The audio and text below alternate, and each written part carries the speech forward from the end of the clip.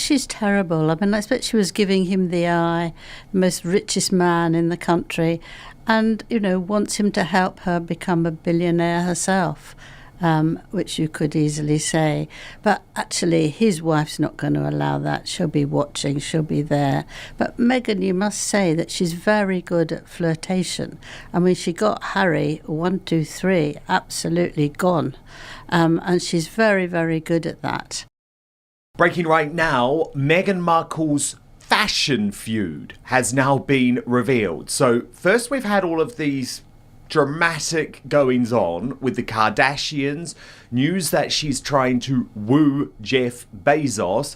But overnight, Radar Online has reported that she has now been caught on camera wearing a $1,695 designer dress that she was once accused of stealing after a photo shoot. And it comes as top designers are said to be fed up with her slow returns. Now, I'm very excited today because Angela Levin is live in our interview studio. We are face to face, Angela. It is so lovely to see you. And of course, there is no shortage of news. So let's get to this new reporting from Rob Shooter, who writes Meghan Markle may be one of the most photographed women, but behind the fashion fantasy, designers are quietly fuming over her notoriously slow return habits. Multiple fashion insiders tell Shooter Scoop. She's not stealing, one top stylist insists, but Meghan doesn't follow the normal return rules. She keeps pieces far longer than any A-lister ever would. According to high-end showrooms, items sent to Montecito routinely come back a week or two late, forcing staff to scramble when other celebrities request the same runway samples, couture gowns, or editorial pieces. Those items are supposed to rotate constantly for magazines, red carpets, other clients, a source explains. When Meghan holds on to them, everything gets backed up. The issue has become such a headache that some designers now add Meghan buffer time into their scheduling. Others have reportedly started limiting what they loan her or require stricter check-ins. She's lovely and gracious, a fashion PR source says, but she definitely operates on Meghan time. The fashion world does not. Angela Levin, what do you make of this new criticism? Well, I'm not so surprised about it because when I was younger, I used to go to all the photograph things and they used to be shocked at the number of very wealthy and successful people slipped off with something quite early. But Meghan's got masses of money and she wouldn't have needed to take that, actually. But she's just decided when she wants to do it that she will wear it. I mean, I think that's the thing. If you've kept it, somehow, when you wear it, everyone goes, oh, my goodness, that's the dress that everyone's talking about. I think that's actually not very kind to do that. And then we come to this specific outfit, which has featured in her new Netflix promotion. It's a $1,695 designer dress, according to Radar Online, that she wore in the promotional material for her Netflix holiday special.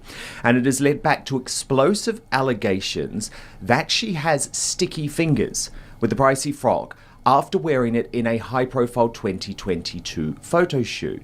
So this is because staffers on the shoot believed the former starlet allegedly walked off with several items that day without permission, including the dress she is now proudly wearing 3 years later.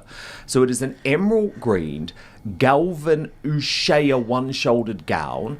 She's promoted it in the With Love Meghan holiday special celebration. Several fashion publications have quickly confirmed it was the identical frock that Meghan wore in the 2022 Variety cover article and accompanying photo shoot. Noted journalist Vanessa Ginzeradis claimed during a March 2024 appearance that she was told Markle allegedly walked off with several items from the shoot without permission, and Radar Online says it now appears this dress could be one of them. So, Angela, let's just have a listen to what this fashion journalist told Andrew Gold. Breaking today, Meghan Markle is reportedly angling into Jeff Bezos' orbit via an Amazon MGM cameo, read by Hollywood watchers as a strategic pivot toward the deepest pockets in town. The complication is Lauren Sanchez. She isn't just Bezos' wife, she's the gatekeeper of that circle, a producer with serious leverage and instincts for who strengthens the brand and who creates turbulence. Supporters call Meghan's move savvy. Critics see opportunism. Either way, any route to Bezos runs through Lauren. Tom Bauer reported that at a Reitman's shoot, Meghan was doing the shoot and everything was fine. At the photo shoots, the celebrities or the important person is never supposed to take the clothes that they're actually wearing in the shoot home. Right? Those clothes are being lent by top designers of the world, perhaps jewelry. Jewelry is incredibly expensive, right? The kind of jewelry that celebrities wear on the red carpet is, hundreds of thousands of dollars.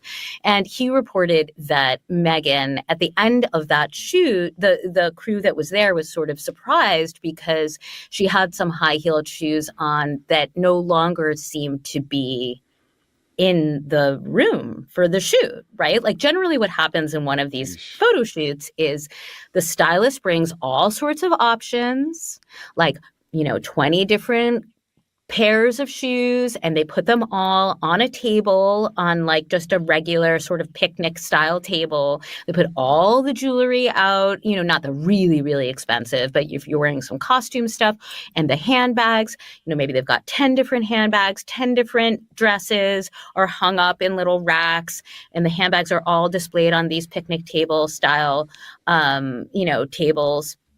And then at the end of the shoot, everything is supposed to be returned because then it's all packaged up and it's messengered back to the designers, right? And he reported that at this shoot, a pair of shoes did not return. And I have since heard in a more recent photo shoot of Meghan's, there was also a lot of stuff that was not returned after Meghan wore it in a very high profile photo shoot. And Angela Levin, she is wearing it again. Yes. Well, she doesn't care, does she? It's sort of saying, I'm wearing this, what you going to do about it? And I think that's it. She doesn't care. We see that in so many areas of her life, that she's just going to do what she likes. Oh, I think I'll wear it today. Never mind that somebody else is waiting for it, or it costs them an absolute fortune, like over £1,000 is an absolute fortune. She's going to do what she thinks right for her and blow everybody else. But in the meantime, she destroys relationships. That's what's interesting. And she goes on again. If you count how many relationships she's destroyed, you'd need more than lots and lots and lots of fingers. And the Kardashians being the latest. And of course, Yes. because of this wooing of Jeff Bezos, because she wants the Amazon money, Netflix has retaliated in the most fascinating manner. And this has been revealed by Tom Sykes on his Royalist blog, who says that Meghan Markle's Netflix-backed brand will not be sold in Netflix's new store, Netflix House, which will sell Bridgerton merch. Angela made it the same factory as Meghan's stuff, but not as ever. And Tom Sykes says this is a polite corporate way of saying, maybe we're done here. Yeah, we're finished with you. Let's just have another couple of sentences and then we're off. But she's terrible. I expect she was giving him the eye, the most richest man in the country, and, wants him to help her become a billionaire herself, which you could easily say. But actually, his wife's not going to allow that. She'll be watching, she'll be there. But Meghan, you must say that she's very good at flirtation. She got Harry, 1, 2, 3, absolutely gone. And she's very, very good at that. And it's unfair, isn't it? It's nasty, and it doesn't actually help her get anywhere, because if he goes off with her very helpfully or any other way, he'll be finished, and he's very happily married. Sources close to her obviously say, this is just professional, Angela, No, but but you're not buying that. I don't buy that. Of course not. No, I wouldn't dream of thinking that, because you wouldn't do it at a party, would you? You would try and do it in a business-like way, when you could just discuss things, perhaps over the phone, ask for advice, and you make sure that you're not looking actually in the wrong, place, in the wrong position. I think that she just drives for it because she wants it very badly, and she's not interested in actually behaving very nicely. She didn't do it with the Queen, she didn't do it with the King, she doesn't do it with her husband, she doesn't do it with her father. She's not someone to think, how will they think if I do X? She thinks, no, nothing, it's fine. And Lauren Sanchez is ironically living the life that she wants. Absolutely. She's probably very jealous. We've seen that with lots and lots of people now, from Catherine to everyone. She just is jealous, and she will make sure that she can build a place with her husband. But I hope that he doesn't. I'm sure he doesn't. It's too early with the marriage. And I think his wife is a very clever woman, and she'll make sure that she's not invited to tea and then she has to go out shopping. You know what I mean? She'll be there absolutely. All the time. Absolutely. Now, what is interesting about this Tom Sykes reporting, we can actually look at some of it, Angela, is that the news has been confirmed to him by the Sussex camp. However, their rep, Angela, spun it as no big deal, saying that the plan for As Ever had always been that it would be an online offering. But as Tom Sykes says, it's a line that is undermined by Meghan's own comments just weeks ago at the Fortune Most Powerful Women Summit in Washington, D.C., where she spoke brightly about exploring brick-and-mortar opportunities and finding partners to sell her products. And this is the issue, isn't it, Angela? There is always a big, fat lie when it comes to Meghan Markle. She has spoken for so long about Netflix being this ideal partner, about the fact that she wants her products available in stores. Netflix launches their store and there's nothing from Was Never there. And then she says, but that was never the plan. No, it was. We know it was the plan because you told us it was the plan. Yeah, but if she sends out alcohol and they have to then have a huge problem of getting the allowing to that, you sort of think, I can't be bothered with this. She's not detail. She doesn't do detail. She just does a sort of sweeping, that'll do, this'll do. She says she's very, very careful of anything that goes into the oven, and she checks everything, but I don't believe that. She's too lazy to do that. And candles with no stick in them. No wick? No wick. Which is what linked Lauren and they were experienced. $63. $63. Extraordinary. Now, how angry would you be about that? Because you then have to get it to go back and pay for the journey back, and you won't get another one. You know that. She wouldn't do that. No, he hasn't even got the money back yet. And look, as Tom Sykes says, because I think this is now the ultimate proof that Was Never has failed as a brand, and he says the fact is that As Ever and With Love Meghan have struggled to plant a flag in our consciousness like Bridgerton has. The brand's debut was a mess, bedeviled by name changes and supply crunches. That, combined with the brand's minimal marketing spend, Meghan's Instagram seems to be the only channel of promotion, arguably reflects uncertainty about the product's future. The Dallas store's omission follows the Philadelphia Netflix house at the King of Prussia Mega Mall, also opting not to carry As Ever products. So there you go. I would say it is over. One industry source telling Tom Sykes they were given a shot at being producers. It hasn't exactly been a Hollywood success story, and it hasn't. It has been, I would say, a complete disaster, Angela Levin. The Kris Jenner 70th birthday saga won't die. Headlines and social chatter painted a night of tight optics, unflattering photos, and claims of heavy image control. Fair or not, the perception forming in that crowd, Lauren's crowd, is that the vibe was more networking blitz than effortless fit. That matters. When the same week brings talk of an Amazon cameo, it reads like an advance into Lauren's backyard. And that's where reputations are either welcomed or quietly iced out. But nobody wants to be like her, do they? You say Christiane, Catherine, she looks absolutely beautiful. You want to follow, you might put a jumper like that or a pair of shoes, because she always looks gorgeous and she's smiling. But actually you don't really want to look like or behave like a Meghan particularly behave. You don't want to be, oh, she's the one who doesn't speak to any of the fathers or any family and doesn't let her children see their own family, that they never see their faces. You know, I don't want to be like that. So, you know, I don't think I'll buy her stuff. If you want to sell all your things, very important that you give the right image to people. And it's not what she wears, and not being extremely friendly with someone who comes in, but then she doesn't want to speak to them or tells them they're not using her right name. You know, you've got to have a warmth that make people feel, well, that would be a very nice taster thing to have. She's not like that, you see. She can't do it. No, and everything they do, Angela, seems to be driven by a sense of revenge. And we've even seen that overnight with the news that it looks like their plan to go to Australia is directly in response to William and Catherine's plan to tour down under. That made me just boil. Absolutely shocking. I mean, I was watching it all the time when she landed there in Australia, and she was immediately happy, but very quickly she didn't like it. She wanted to be paid for everything she did. She thought it was very wrong that they weren't given money each time they moved somewhere or said hello to somewhere. She walked out of a market that had been done specially for her, that had taken days, if not weeks, to be ready. Yeah, and asked to be paid. And asked to be paid. But she didn't like that either. She felt uncomfortable.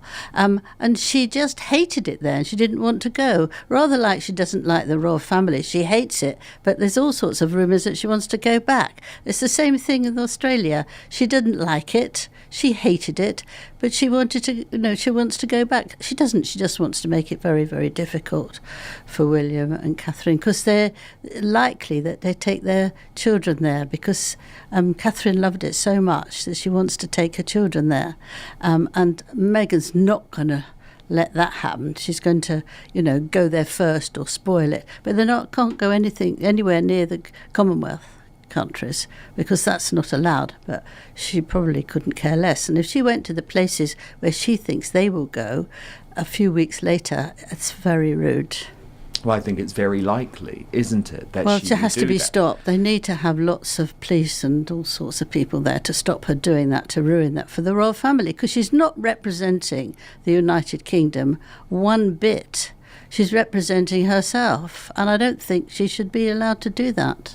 Angela, there is also a certain desperation creeping in, though. I mean, just announced overnight, this new appearance from Prince Harry.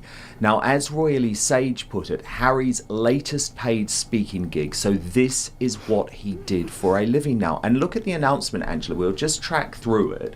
So this is in Canada, I think on December the 1st.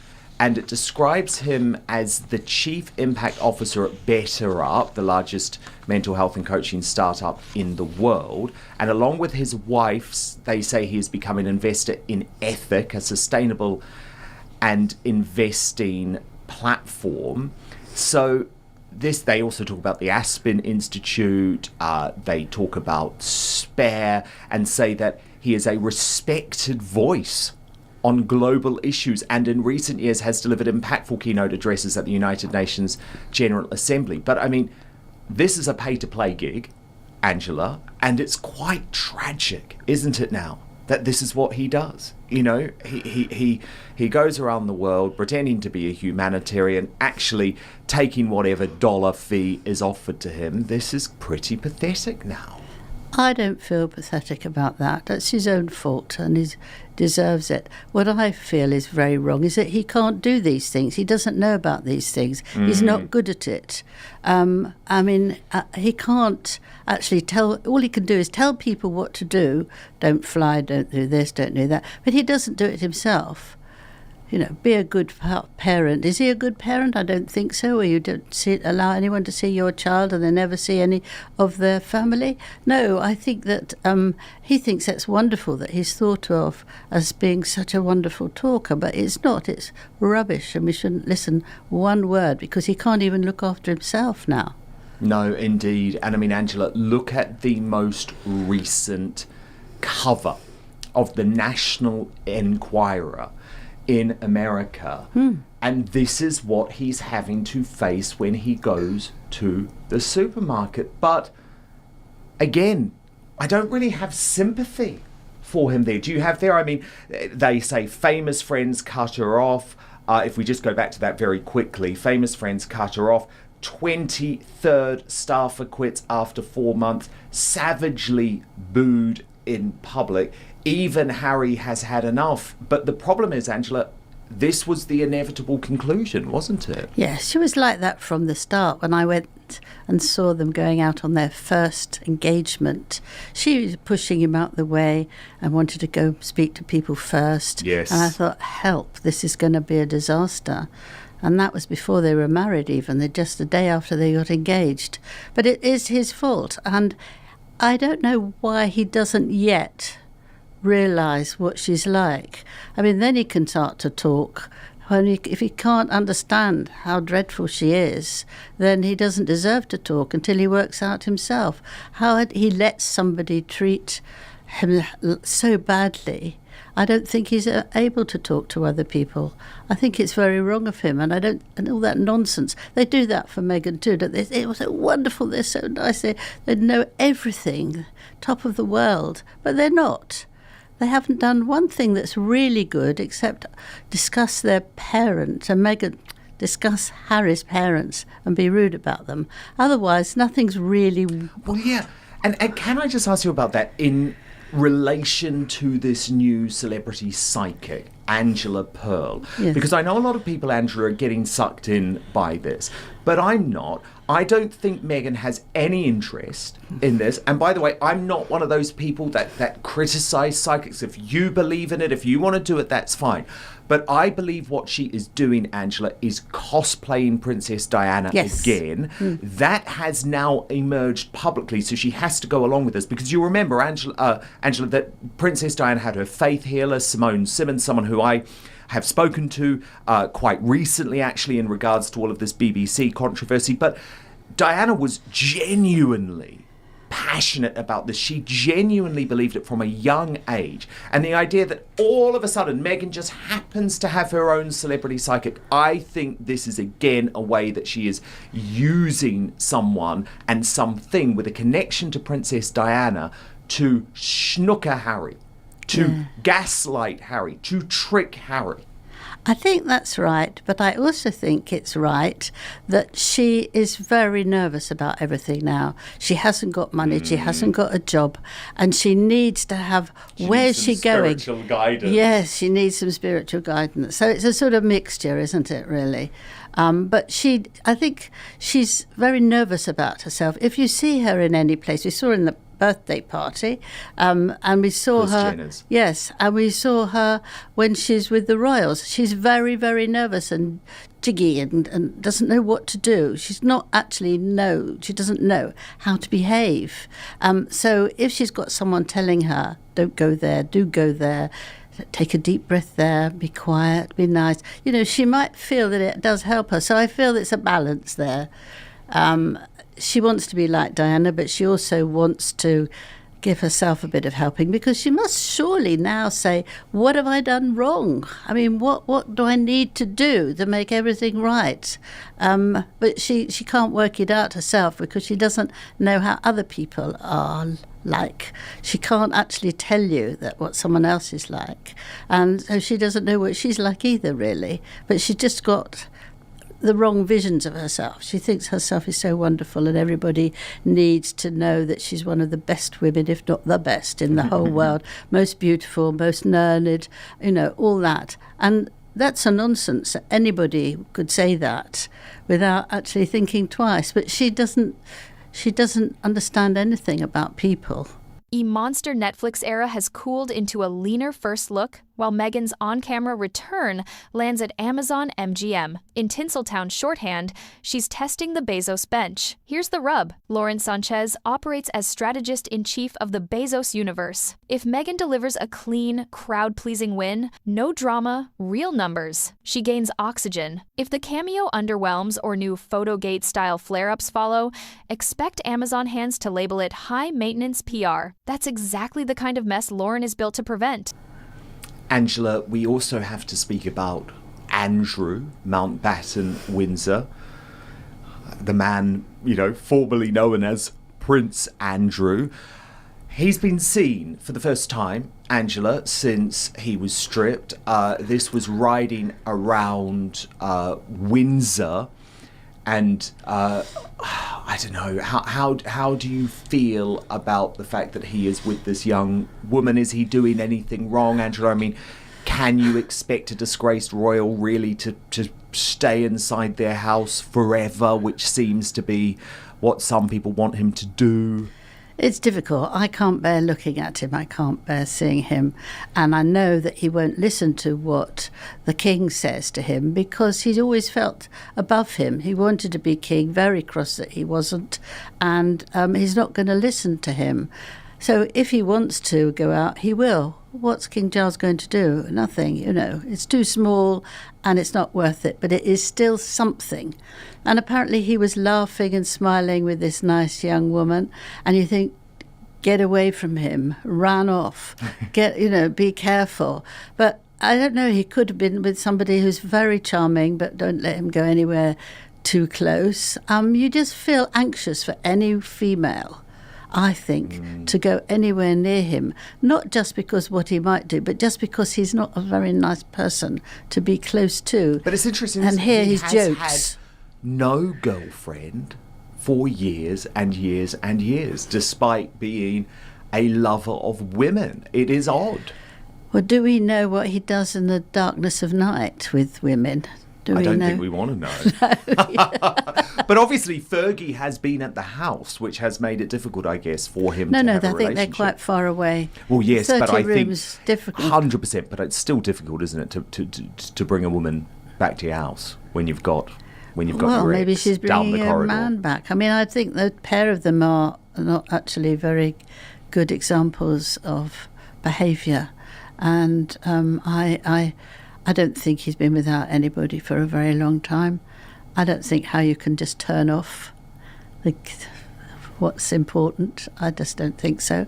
That's why you have to be careful. And I think he's been very upset, but I think he's getting over it, like we all have to. And I think he gets over things very, very quickly and carries on to what he wants to do because he doesn't really see that it's so terrible. But his ex-wife, wants to have better life. She wants to go out of London, away from UK, and she's going to be at Portugal, where her younger daughter and husband and 2 children are. I think she'll like it for a little bit, but she'll want to do lots, and I don't think she'll stay there very well because she wants to have a good fun. She's very upset that her books aren't coming out now because people didn't know what name to put, and they don't really want to give a children's book with her name on it. I mean, people are sensitive to these things. Would you buy one? Would I? Don't think so. You just have to be careful, and these things make a difference. Well, she's upset about that. The thing is, is she going to write a book about the royal family? We'll have to wait and see on that one. I think the publishers would want that one, Angela. Well, look, it is so brilliant to have you in the Outspoken studio today, to be with you face to face. And we've got so much more of this to come, actually, because there is a major establishment plot now involving Prince Harry and Meghan Markle to bring down the British royal family. This is fascinating. So what we're going to do is move over to Substack now, where we will continue the conversation in our Royal Uncancelled after show. And of course, if you do want to join us there, then you can subscribe at www.outspoken.live. Paid monthly and annual subscribers to Outspoken on Substack get first access to our Royal Uncancelled after show. You can watch either live or on demand with no advertising whatsoever, which a lot of you love. So just head on over to www.outspoken.live and you will get much more there. Fresh tabloid blasts add friction, a pricey emerald dress resurfacing from an old shoot, and gripes about slow returns. Separate reporting notes Netflix's new retail house spotlighting other franchises, not Meghan's brand. while Amazon proximity inches closer. To Meghan's fans, it's standard deal-making. To skeptics, it's a billionaire-backed reboot attempted on Lauren's turf. And that's the collision. Meghan's chase the room ambition versus Lauren's guard the room discipline. If Meghan converts this into a hit at Amazon, the story flips. If not, the most powerful response Lauren can deliver is the quiet one. Polite distance that closes every important door at once.